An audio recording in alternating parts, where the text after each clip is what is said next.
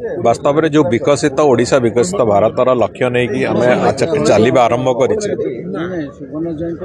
आजिर पीढ़ीर केवल काम नुहे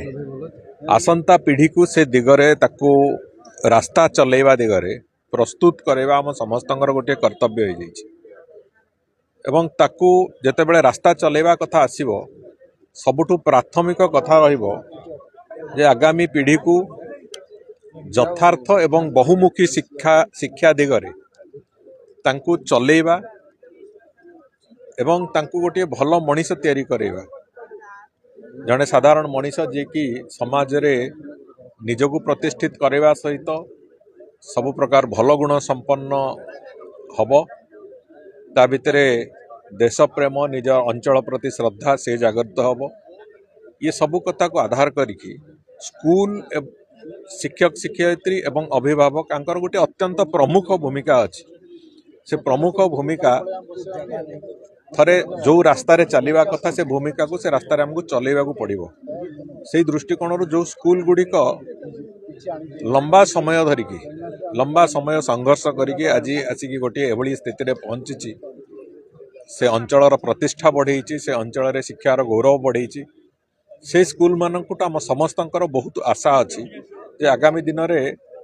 मनीष तैयारी करने को एवं विशेष करी जो विकास ब्रिगेड तैयारी करने को जो आवश्यकता अच्छी से आवश्यकता को से स्कूल माने निश्चित भाव में पूरण करेंगे से भाई एक आशा आकांक्षा नहीं कि आम चलीचु तेणुक से स्कूल गुड़ी को स्वयं संपूर्ण करवा एवं विशेष करी से दिगरे काम करवा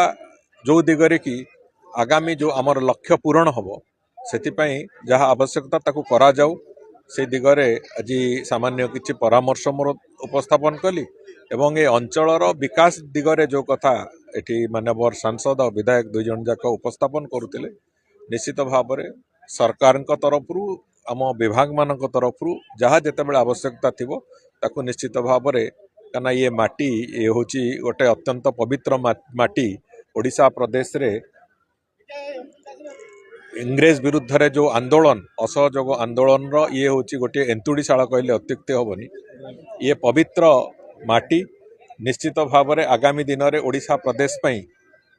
ये माटीर सम्मान रक्षा करने भी आवश्यकता अच्छी तेणुक से दृष्टिकोण जिते बड़े जहाँ आवश्यकता थी निश्चित भाव में सरकार ताकू गुरुत्व देकी से कथा को आगू